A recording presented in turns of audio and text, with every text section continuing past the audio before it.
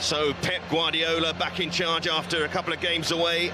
Between the sticks is still his Ballon d'Or nominated goalkeeper Ederson. A defence still without John Stones, but Josko Gvardiol replaces Nathan Ake. Gvardiol, one of the 7 City outfield players that are Ballon d'Or nominated, and Rodri is one of the others. Mateo Kovacic is out with a minor injury, so Bernardo Silva starts. Jack Grealish still sidelined, so back-to-back starts for the new man Jeremy Doku. Only 8 named on the bench as Mateus Nunes waits for his first City appearance. Well, David Moyes is yet to overcome Pep Guardiola in the Premier League. Will today be the day? Alphonse Areola has been the #1 in every game this campaign. Naif Aguerd has been linked to Manchester City and faces them for the first time in his career. Thomas Souček starts after missing the trip to Luton with concussion recovery. Player and Goal of the Month nominee Jarrod Bowen plays his 51st Premier League game in a row for the Hammers. Konstantinos Mavropanos is on the bench, hoping to make his West Ham debut after injury.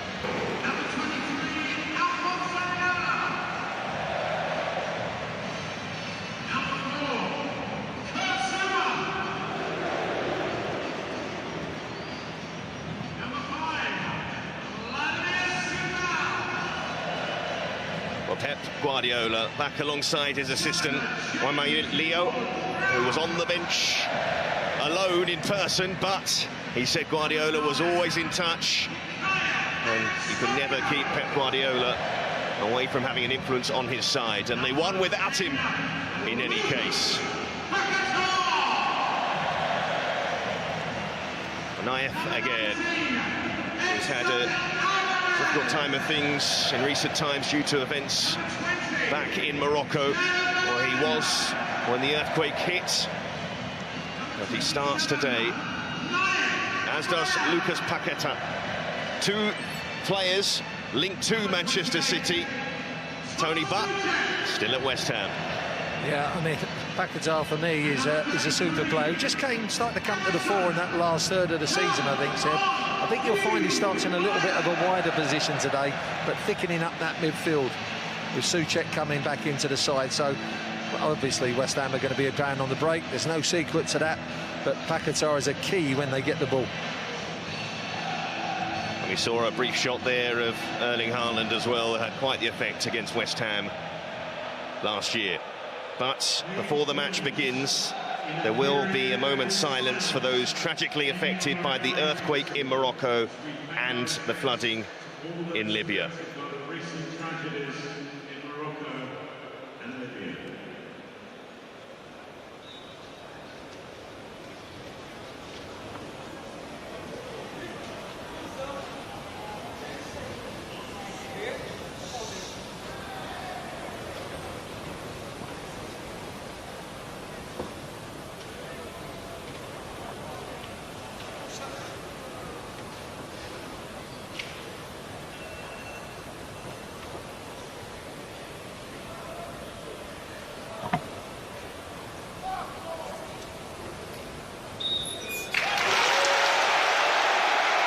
Impeccably observed by the London Stadium.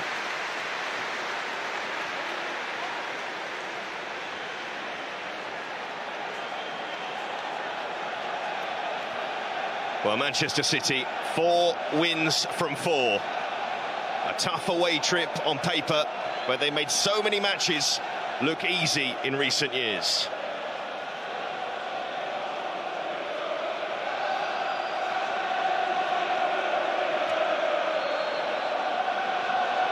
Well, away we go. 2 of the early season front-runners. One not expected, the other very much expected. What can West Ham United do to halt the juggernaut? First and foremost, Seb, they've got to have a little bit of luck in running today, and be interesting to see how deep they play. They love to play compact, West Ham. That means moving up as a team and defending as a team. But the question for me is, how high up the pitch are they going to play against Manchester City? And one thing we always know is that Manchester City will have a lot of the ball. Bernardo Silva back in that midfield. They lose Kovacic, they can bring in Bernardo Silva. As we saw When West Ham United played Brighton, they don't mind.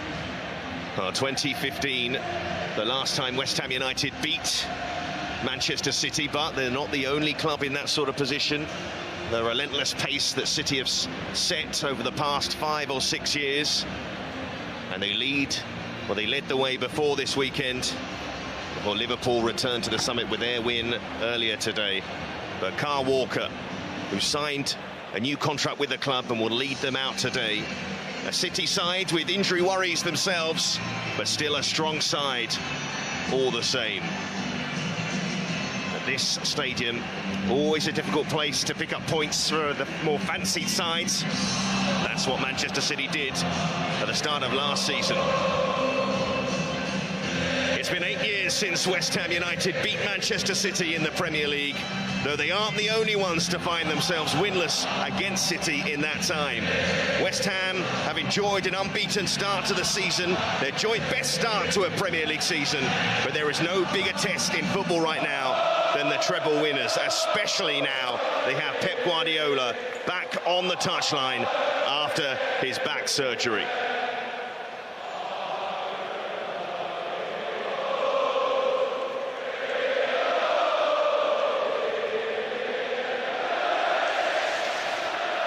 Well, David Moyes is yet to overcome Pep Guardiola in the Premier League. Will today be the day? Alphonse Areola has been the #1 in every game this campaign. Naif Aguerd has been linked to Manchester City and faces them for the first time in his career. Thomas Souček starts after missing the trip to Luton with concussion recovery. Player and Goal of the Month nominee Jarrod Bowen plays his 51st Premier League game in a row for the Hammers. Konstantinos Mavropanos is on the bench, hoping to make his West Ham debut after injury. So Pep Guardiola back in charge after a couple of games away. Between the sticks is still his Ballon d'Or nominated goalkeeper Ederson.